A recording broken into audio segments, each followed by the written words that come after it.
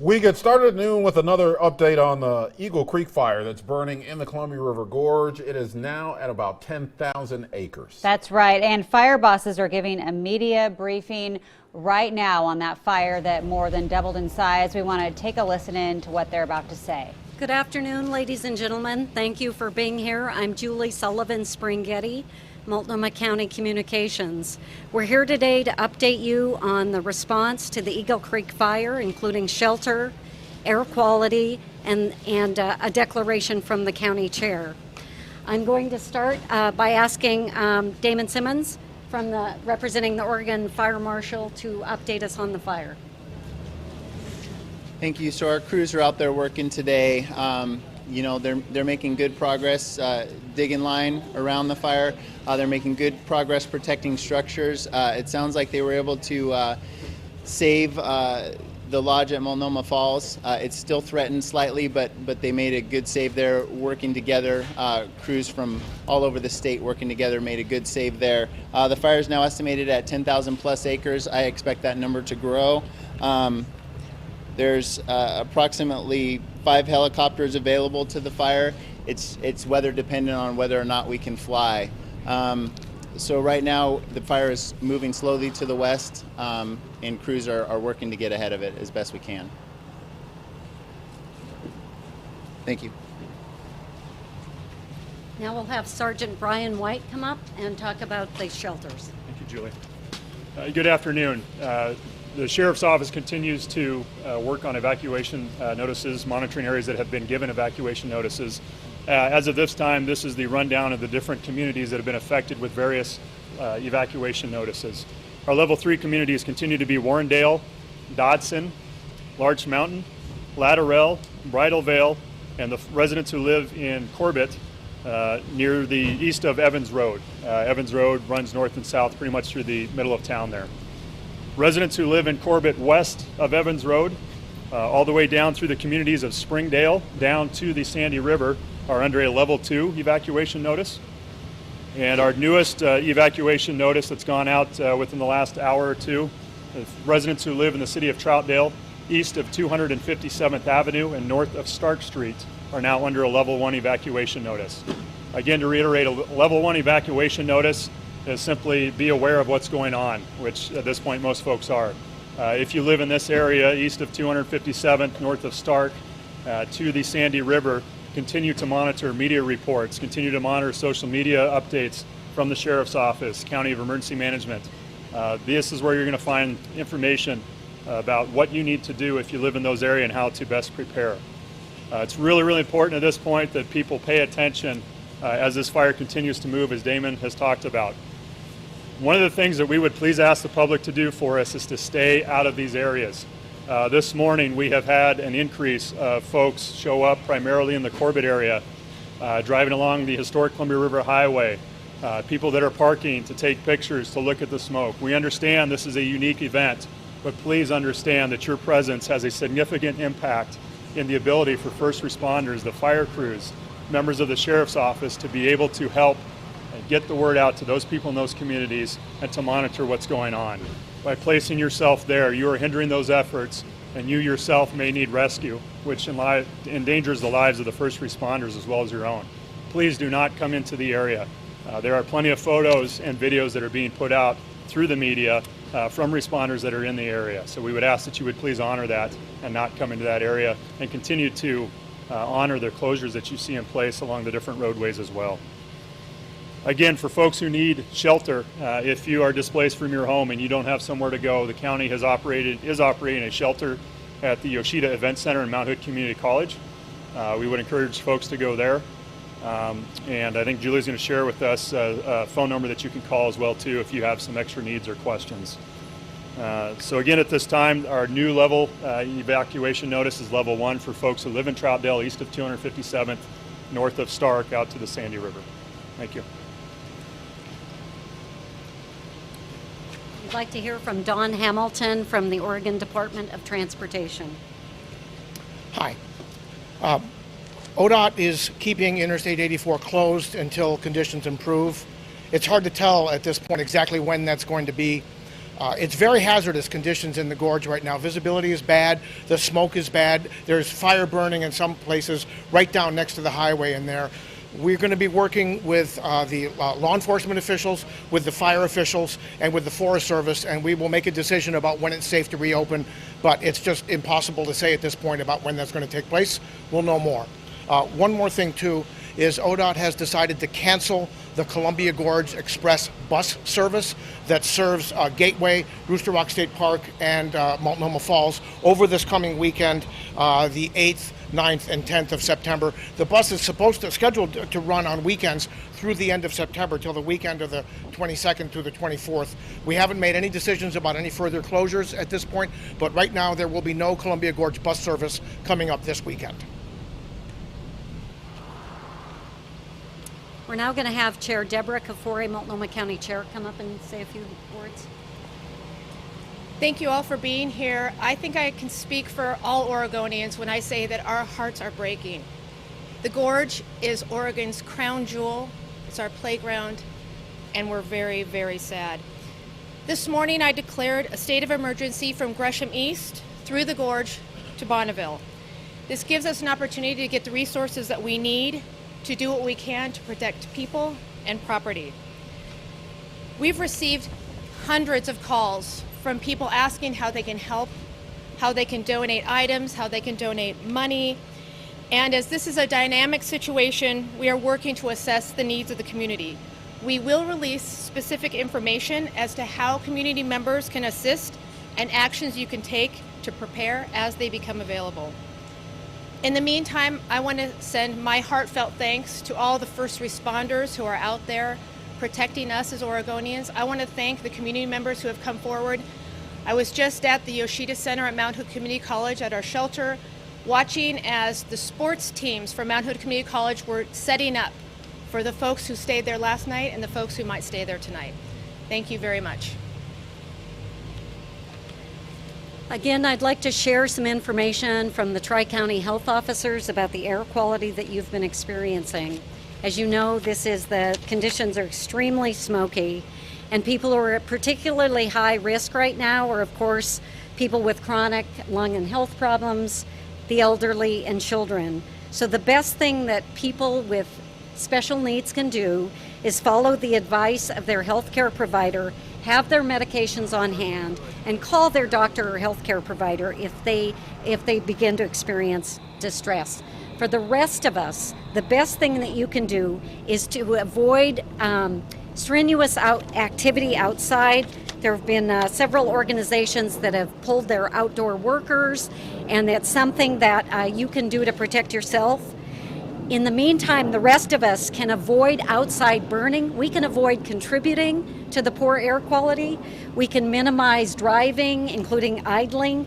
Don't be using our gas-powered mowing and yard equipment, and try to get gas if you need to fuel up, to get it during the cooler hours where it's not going to be as likely to make a difference. In the meantime, if you know anyone who has questions about this event and this experience, please have them call area code 503-823-2323. You can also go to multco.us/EM. That's multco.us/EM. And those will have the updates on where to give, information, and the latest that we have. We're expecting about a 3 o'clock briefing again to update all of you. And finally, I'd like to say, if any of you have specific questions for an animal around animals or animal safety, we do have Officer Covey here, who's an animal specialist and can answer any questions individually. We can take a few minutes of questions if anybody has any remarks. Lieutenant Simmons? Yeah. Can you step up to the mic and just describe for people the nature of this fire, the characteristics, the extreme conditions? Sure. This fire pushed really hard overnight, and it was pushing through today. It's calmed down a little bit today. Crews obviously have better visibility today, but this fire made a real run last night, and crews were scrambling just to try to keep up with it. And I mean, they did an amazing job of protecting some of these homes and some of these structures. with the extreme fire conditions that we were seeing. We were seeing, large plumes, fire spotting, miles out. So, that ashfall was creating small spot fires miles out across the river. So pretty extreme fire behavior, and crews really had their hands full, but they've managed it, and now we're in the process of assessing the damage, working to minimize damage as we can, and trying to get a reset and get ourselves around this fire again so that we can stop it. When will there be any air support available for this fire? It's weather dependent. The air support is completely weather dependent. So we need the weather to cooperate. Obviously, you can imagine that it's super dangerous for those pilots to fly when it's socked in and they can't see those mountains that they're trying to drop that retardant on, or that water, as it may be. So there's no air support as of now? We've had it on and off today. So we've had them flying on and off today. It's honestly a moment by moment decision for those pilots, and they've got to do what's best for the incident. Do you know how many times they've been able to drop retardant or water on fire? I don't have an exact number on the water drops today. Is it safe to have firefighters close to the, next to the fire, in front of the fire, when it's spotting across the Columbia River? And how do you even fight a fire that is behaving that extreme? Well, I'll tell you, when fires like that, and our job is inherently dangerous, right? Our job is to try to put ourselves in front of your homes, your structures, and protect your family. So we accept a little bit of risk. We try to manage that risk the best way that we can. And the biggest things that we do is that fire's coming towards us. We try to prep everything as best we can by moving all the things that are flammable, by sometimes setting up sprinkler systems in front of houses.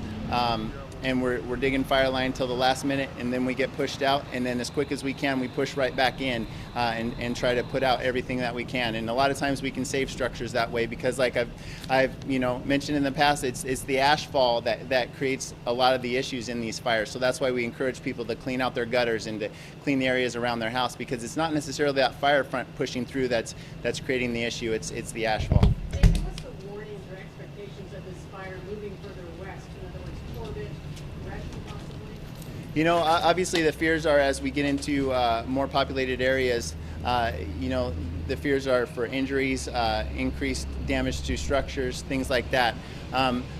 We just want people to listen to the messages from the sheriff's office and from the incident command team. Heed those messages, heed those warnings, and get yourself to a safe space so that we can take care of your structures and the infrastructure.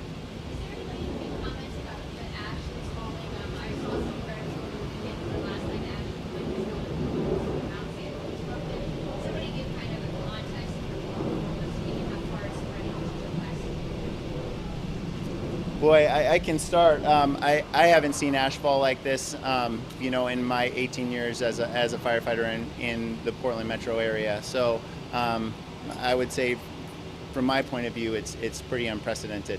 So.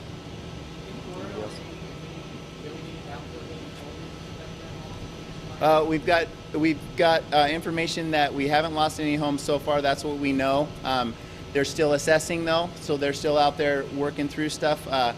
We've got a lot of rocks in the road, as you can imagine. We've got a lot of trees down that have to be cleared before we can get into some of these areas. So we're still assessing, but right now no homes have been damaged. And as far as other buildings around, we're still assessing that and don't have that information right now. I'm going to hand that over to the sheriff's office. I do have that information. Our level 3 evacuation areas, so Warrendale, Dotson, Larch Mountain, Lateral, Bridal Veil, and Corbett east of Evans. It's approximately 400 residences in that area. In our level 2 evacuation area, we're still working on that number. And our level 1 notice that we just put out within the last hour or two, it's going to take a few hours for us to get that data. So I can't tell you 400 residences in the level 3 evacuation area within our county at this time. And that doesn't include Cascade Blackstone? Correct, just Multnomah County. That's correct.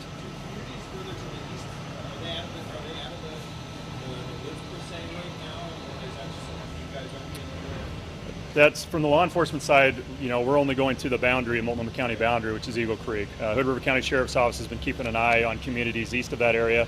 As far as the fire, I'd have to turn that over to Lieutenant Simmons to talk about that. Yeah, so I would not say those communities are out of the woods, unfortunately. That fire danger still exists. You know, there's the possibility of shifting wind, pushing that fire back towards the east. So the danger to those communities is still there. We really encourage people to just heed our warnings and listen to the announcements coming from the media and coming from our official channels. So. You know, we encourage, and I'm going to actually hand that one over, I think. Go ahead. Oh, well, we are very grateful for the huge hearts that people in Multnomah County have. At this point, we are not asking for, we're waiting to assess what kind of needs we have, both at the shelter and for supporting the fire. And so we're going to be posting that. Some people have sort of acted on their heart right away, and we appreciate that. But we really are asking people to give us some time to assess the situation and to direct how they can help the best. We know if people have you know, a need to write a check right away, the Red Cross Cascades region is supporting the shelter at Mount Hood Community College, and that is always a sure bet. But we do hope that people would look at the Multnomah County Emergency Management at the same time. Of course, we're very grateful for whatever folks can do. So thanks so much. Julie or Yeah. Sergeant, could you clarify again, tell us the new alert for level 1? Yes. The boundaries there. So for the level 1, the new level 1 evacuation notice as of about an hour ago, it's going to be folks who live in Troutdale east of 257th Avenue, north of Stark Street, and west of the Sandy River. Okay. You're welcome. And I just want to piggyback on what Julie just said. This is fantastic. Folks are dropping stuff off. But unfortunately, this creates some extra work for us. The first responders who are out there are being taken care of, both fire and law enforcement folks. They are getting water. They are getting food. Again, we appreciate the generous hearts that people have, but we would ask that please do not bring donations to our facility here in Troutdale, because it creates some additional logistical issues that we have to deal with. So we will absolutely let you know one way or another if we do need more water, food, or that sort of thing. But right now, we're good with what we have. So thank you. Okay, great. Thank you. And if you have any individual requests, we are going to be here for a few minutes, so certainly just let me know and we can set you up one-on-one. Again, thank you all. Plan for a 3 o'clock briefing in this location. Thank you. And we have just been listening to an update from Multnomah County about the Eagle Creek fire, now at 10,000 acres. It grew significantly overnight and into this morning from 4,800 to now 10,000. We found out that there is a new evacuation alert. That's for Troutdale. That's a level 1 evacuation, which is basically a standby. East of 257th, north of Stark, and out to the Sandy River. And also we heard from Multnomah County Chair Deb Kafoury that a state of emergency has been declared for East Multnomah County.